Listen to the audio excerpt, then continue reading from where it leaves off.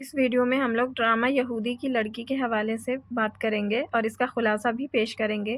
Drama یہودی کی لڑکی کے جو مصنف ہیں آغا حشر کاشمیری، ان کے حوالے سے اور ڈرامہ یہودی کی لڑکی کے حوالے سے کچھ اہم سوال و جواب ہم نے اپنے اس چینل پہ اپلوڈ کیا ہوا ہے ویڈیو بنا کر کے۔ اس میں ہم اس کے خلاصے کی بات کرتے ہیں اور کچھ اہم پوائنٹس کی۔ تو یہ ہم شروع کرتے ہیں۔ ڈرامہ یہودی کی لڑکی آغا حشر کاشمیری کا وہ ڈرامہ ہے جسے انہوں نے 1910 سے 1911 کے درمیانی مدت میں اپنی company the great Alfred company Hyderabad کے لیے لکھا تھا۔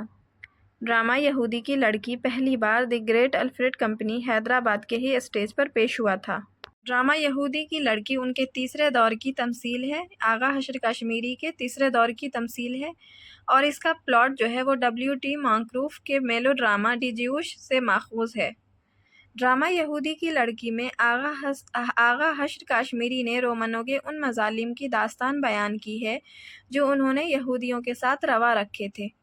ڈرامہ یہودی کی لڑکی جو ہے 18 سین پر مشتمل ہے۔ اب ہم ڈرامہ یہودی کی لڑکی کا خلاصہ دیکھ لیتے ہیں۔ ڈرامہ یہودی کی لڑکی یہودی قوم پر رومی حکمرانوں کا ظلم و ستم اور ان کے مذہبی تشخص کو ختم کرنے کے علاوہ ایک باعصمت باوفا یہودی لڑکی حنا کی داستان محبت اور اس کے ایثار و قربانی پر مبنی ہے۔ سلطنت روم میں یہودی، عیسائی اور پارسی سب رہتے ہیں۔ بروٹس ایک عیسائی مذہبی رہنما ہے اور یہودیوں سے سخت نفرت کرتا ہے۔ عزرا اس یہودی قوم کا سردار ہے۔ اس کی ایک لڑکی حنا ہے جن سے رومن شہزادہ مارکس محبت کرتا ہے اور حنا بھی اس سے محبت کرتی ہے، جبکہ آکٹیویا ڈیسیا اس کا دوسرا نام ہے شہزادہ مارکس کی منگیتر رہتی ہے۔ حنا کو جب پتہ چلتا ہے کہ مارکس یہودی نہیں رومی ہے تو وہ بہت پریشان ہوتی ہے، لیکن محبت تو محبت ہوتی ہے۔ پھر وہ دونوں گھر سے بھاگنے کا منصوبہ بناتے ہیں، لیکن اسی درمیان عین وقت پر عزرا پہنچ کر سب کھیل بگاڑ دیتا ہے اور مارکس کو بہت کچھ سناتا ہے۔ عزرا جو ہے وہ حنا کا باپ رہتا ہے، تو وہ پہنچ جاتا ہے عین وقت پر اور اس سے ان کا جو پلاننگ رہتی ہے وہ سب بگڑ جاتی ہے، اور عزرا اس شرط پر دونوں کی شادی کے لیے راضی ہوتا ہے کہ مارکس یہودی مذہب قبول کر لے۔ شہزادہ مارکس یہ شرط قبول نہیں کرتا ہے، جس کے نتیجے میں عزرا غصہ ہو کر مارکس کو اپنے گھر سے جانے کے لیے کہتا ہے۔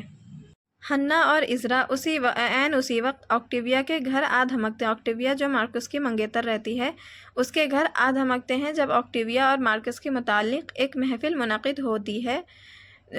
جس وقت آکٹیویا کے گھر پہ آکٹیویا اور مارکس کے متعلق ایک محفل منعقد ہوتی ہے، اسی وقت عزرا اور حنا جو ہے ان کے گھر آ جاتے ہیں، جس سے حنا جو ہے اس کے مارکس پر دغابازی کا الزام لگاتی ہے اور بادشاہ کے دربار میں اپنا مقدمہ پیش کر دیتی ہے، جبکہ بادشاہ مارکس کا باپ ہی ہوتا ہے لیکن وہ عدل پرست ہوتا ہے، لہٰذا وہ قانون کے مطابق شہزادے پر مذہبی عدالت میں مقدمہ چلانے کا حکم دیتا ہے۔ ادھر آکٹیویا حنا سے درخواست کرتی ہے کہ وہ اپنا مقدمہ واپس لے لے۔ بہت منت و سماجت کے بعد وہ مقدمہ واپس لینے پر راضی ہو جاتی ہے، یہ جانتے ہوئے کہ اسے جھوٹا الزام لگانے کے جرم میں سزا ہوگی۔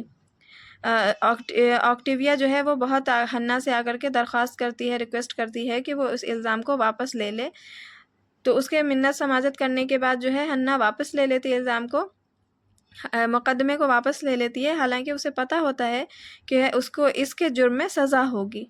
حنا مقدمہ واپس لے لیتی ہے، جس کی وجہ سے جھوٹا الزام لگانے کے جرم میں بادشاہ عزرا اور حنا کو کھولتے ہوئے تیل کی کڑھائی میں ڈالنے کا حکم دیتا ہے۔ اسی وقت عزرا اس راز سے پردہ اٹھاتا ہے کہ حنا اس کی بیٹی نہیں ہے، بلکہ وہ رومن مذہبی رہنما بروٹس کی بیٹی ہے۔ اسی وقت عزرا جو ہے وہ ایک راز اس کے سینے میں دفن ہوتا ہے، تو اس پر سے پردہ اٹھاتا ہے اور وہ بتاتا ہے سب کو کہ حنا جو بظاہر اس کی بیٹی تھی وہ اس کی اصل بیٹی نہیں ہوتی ہے۔ اسے وہ اٹھا کر کے لاتا ہے جب شہر میں آگ لگ گئی ہوتی تھی۔ پہلے جب چھوٹی تھی حنا تو اس ٹائم پہ شہر میں آگ لگ گئی تھی، تو عزرا نے اسے بچایا تھا۔ تو کہانی جب شہر میں آگ لگ گئی ہوئی تھی تو وہ اسے بچا کر گھر لے آیا تھا اور اس کی پرورش جو ہے اپنی بیٹی کی طرح کی تھی۔ بروٹس اپنی بیٹی کو گلے لگاتا ہے اور وہ بروٹس کی ہی بیٹی رہتی ہے۔ لیکن بروٹس کو معلوم نہیں رہتا ہے کہ وہ اس کی بیٹی ہے کیونکہ وہ بچپن میں ہی کھو گئی تھی۔ عزرا اور ہنا معاف کر دیے جاتے ہیں۔ مارکس ہنا سے اپنی بے وفائی کی معافی مانگتا ہے۔ مارکس اور آکٹیویا کی شادی ہو جاتی ہے اور ڈرامہ اپنے اختتام کو پہنچتا ہے۔ تو یہ ڈرامہ یہودی کی لڑکی کا خلاصہ ہے۔